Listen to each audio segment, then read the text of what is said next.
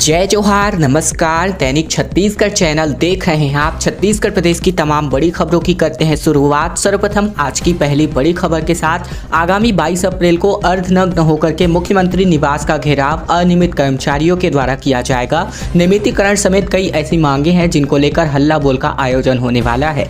राजधानी रायपुर में अनियमित कर्मचारी एक बार फिर से बड़ा आंदोलन करने की तैयारी में है। इस बार अनियमित कर्मचारी अर्धनग्न होकर के मुख्यमंत्री निवास का घेराव करेंगे। ये अनियमित कर्मचारी नियमितीकरण, आउटसोर्सिंग और कर्मचारियों की छटनी जैसे तमाम मुद्दों को लेकर 22 अप्रैल को एकत्रित हो रहे हैं। ये प्रदर्शन तूतागांव, नवा रायपुर के धरना प्रदर्शन स्थल में आयोजित किया जाएगा। फिर वहां से रैली निकालकर मुख्यमंत्री निवास का घेराव करने कर्मचारी निकलेंगे। इस प्रदर्शन में राज्य भर के तकरीबन 54 संगठन के हजारों और लाखों कर्मचारियों की जुटने की आशंका है।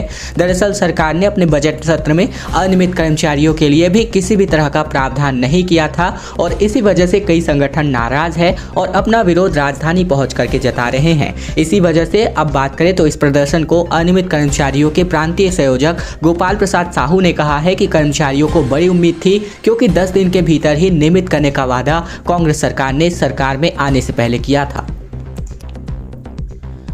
मौसम की मार की वजह से किसान बेहाल होते नजर आ रहे हैं। हवा, तूफान और ओले की वजह से 1600 एकड़ की फसल चौपट हो गई है। मौसम की मार से किसान बेहाल हैं। लगातार हवा, तूफान और बारिश साथ ही ओले ने फल और सब्जियों की फसलों को जबरदस्त नुकसान पहुंचाया है। प्रदेश में लाखों रुपए के आम जमीन पर गिराए हैं। बाजार में आने को तैयार आम समय से पहले ही टूट कर गिर जा रहे हैं। उद्यानिकी एवं प्रक्षेत्र क्षेत्र के मुताबिक छत्तीसगढ़ में सब्जियों और फलों की फसलों को जबरदस्त नुकसान पहुंचा है। रायपुर, दुर्ग, राजनांदगांव, बिलासपुर, सरगुजा, इसके अलावा अंबिकापुर, कवर्धा, धमतरी, जगदलपुर, बस्तर आदि जिलों में फसलों पर विपरीत प्रभाव पड़ा है। विभाग ने राज्य सरकार को 663 हेक्टेयर में फसलों के प्रभावित होने की जानकारी दी है। यह रिपोर्ट 20 मार्च तक की स्थिति के लिए है, जबकि ज्यादा बारिश 25 मार्च से 2 अप्रैल के बीच हुई है। ऐसे में प्रभावित फसलों का आंकड़ा 1500 हेक्टेयर से अधिक होने की संभावना है। 50 प्रभावित ऐसे गांव हैं जहां पर सुपोषण चौपाल की शुरुआत होने वाली है। बच्चों को क्या खिलाना है, इसकी तैयारी की सूची की जा रही है।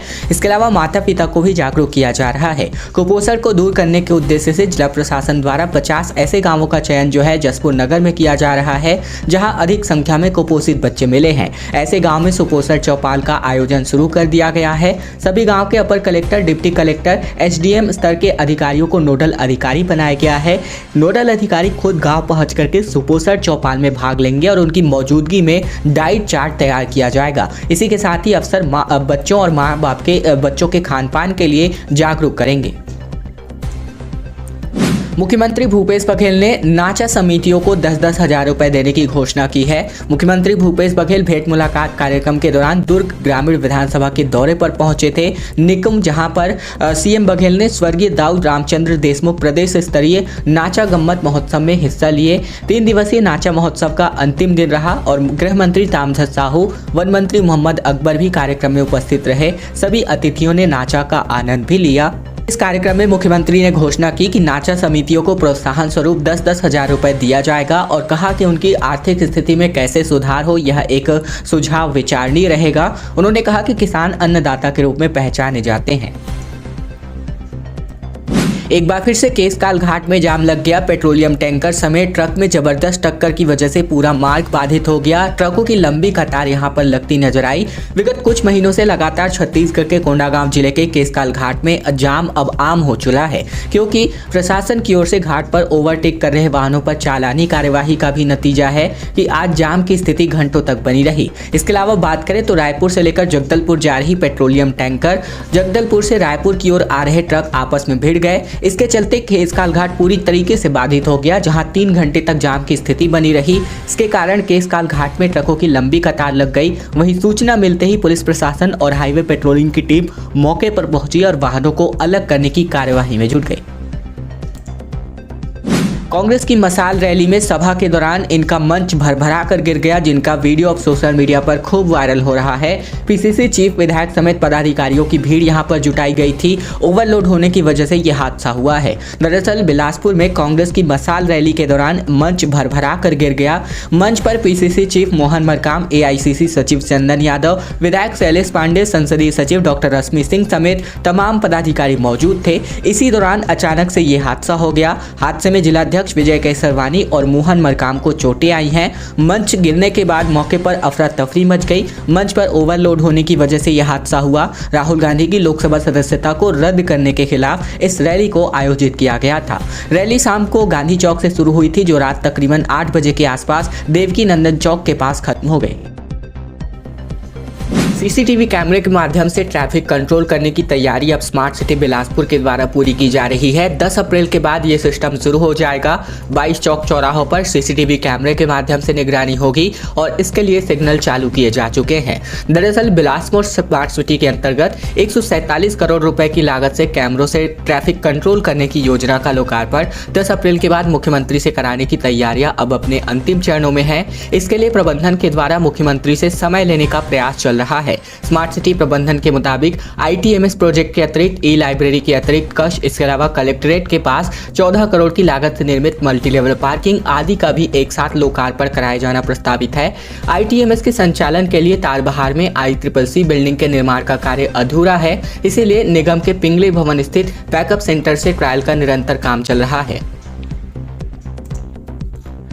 रायपुर में सड़कों का डामरीकरण होने वाला है। रायपुर दक्षिण विधानसभा के क्षेत्र सुंगर नगर में सड़कों में डामरीकरण के लिए भूमि पूजन किया गया और इस क्षेत्र में तकरीबन 13 किलोमीटर सड़क का डामरीकरण होगा।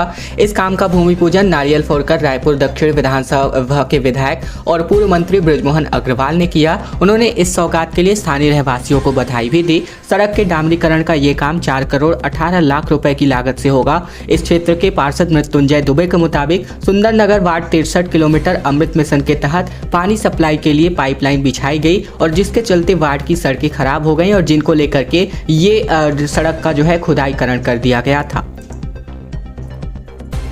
छत्तीसगढ़ में खास तरीके से भाजपा जो है 43वां स्थापना दिवस मनाने वाली है। बस्तर व कोरबा में दीवारों को नारे पर पाटेंगे कार्यकर्ता।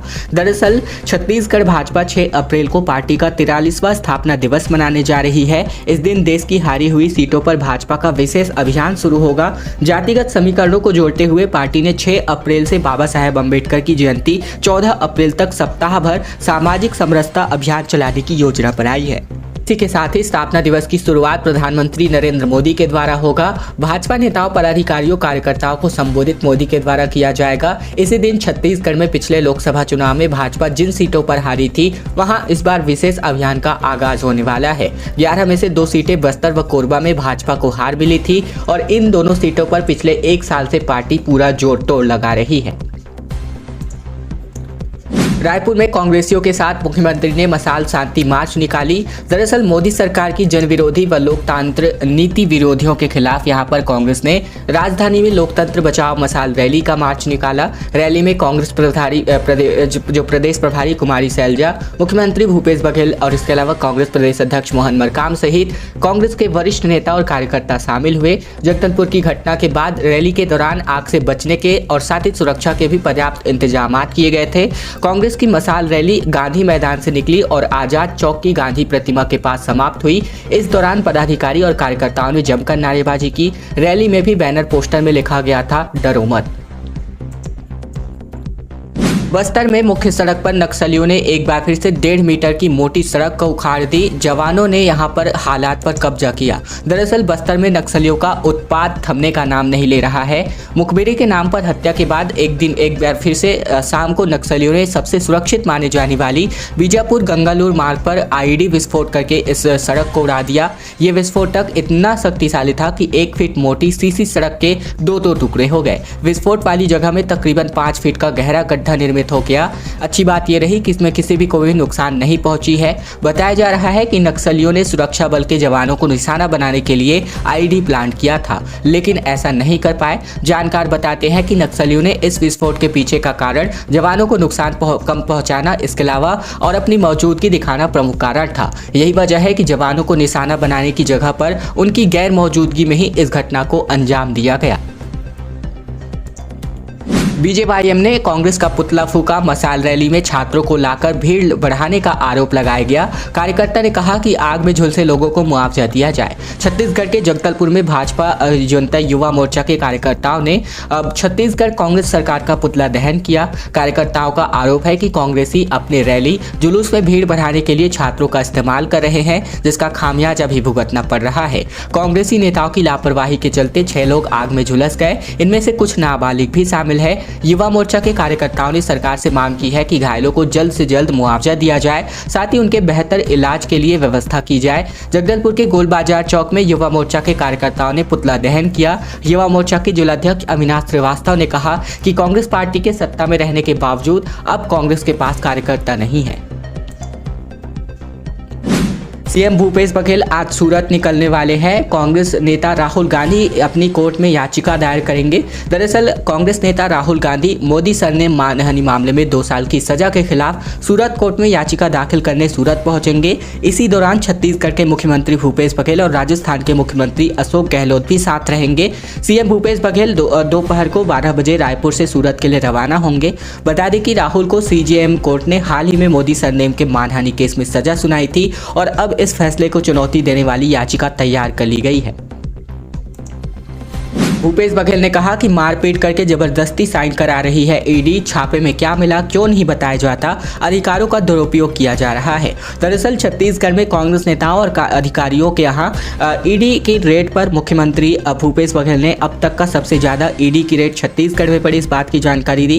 कांग्रेस महाधिवेशन के बाद अब तक 50 से ज्यादा छापे पड़ चुके हैं। कितना पैसा और संपत्ति जब्त हुआ है, इस बात की जानकारी नहीं दी जाती, यह ईडी नहीं बता रही है। भूपेश बघेल ने आगे कहा कि भ्रष्टाचार के खिलाफ हम हैं और उसकी जांच होनी चाहिए, लेकिन ईडी का जो अधिकार मिला है उसका दुरुपयोग किया जा रहा है। छापे के दौरान ईडी मारपीट करके जबरदस्ती दस्तखत करा रही है। कई लोगों ने इसकी शिकायत की है, इसलिए केंद्रीय गृह मंत्री को भी पत्र लिखा गया है। फिलहाल ये सभी बातें मीडिया से बातचीत के दौरान मुख्यमंत्री बघेल ने कही। दुर्ग में भेंट मुलाकात, कलेक्टर पर नाराज हुए सीएम। औद्योगिक क्षेत्र में नौकरी नहीं मिलने पर इन्होंने फटकार लगाई। 78 करोड़ के विकास कार्यों का लोकार्पण और भूमि पूजन किया गया। छत्तीसगढ़ के मुख्यमंत्री भूपेश बघेल रविवार को दुर्ग ग्रामीण विधानसभा क्षेत्र के दौरे पर रहे। इस दौरान पुरई गांव में उनका भेंट मुलाकात कार्यक्रम आयोजित किया गया, जहां लोगों ने सीएम का स्वागत गुलाब फूल देकर और नोटों की माला पहना करके किया। सीएम ने लोगों से पूछा कि उनकी योजनाओं से उन्हें क्या लाभ हुआ। इस पर किसानों ने अपने अपने जवाब साझा किए। इसके अलावा बात करें तो मुख्यमंत्री भूपेश बघेल ने 12 बजे मिडी स्टेडियम निकुंम पहुंचे। यहां से वे ग्राम तिरगा पहुंचे। इसके बाद दोपहर में पुरई गांव में आयोजित भेंट मुलाकात कार्यक्रम में मुख्यमंत्री ने शिरकत की। जोगी परिवार ने चुनाव नहीं लड़ने के संकेत साझा किए हैं। अमित जोगी ने कहा कि मेरी मां का स्वास्थ्य खराब है, राजनीति जीवन से बड़ी नहीं हो सकती। दरअसल छत्तीसगढ़ में होने वाले विधानसभा चुनाव में जोगी परिवार चुनाव से दूर रह सकता है। इसका संकेत खुद अमित जोगी ने दिया है। जनता कांग्रेस छत्तीसगढ़ के अध्यक्ष अमित जोगी ने अपनी मां रेणु जोगी के स्वास्थ्य का हवाला देते हुए फिलहाल चुनावी राजनीति दूर रहने की बात की है। इसके अलावा सोशल मीडिया पर पोस्ट करते हुए अमित जोगी ने लिखा कि चुनाव के लिए बचे जो यहाँ पर अभी कुछ समय बचे हैं, ऐसे में लोग पूछ रहे हैं कि जनता कांग्रेस कुछ नहीं कर रही।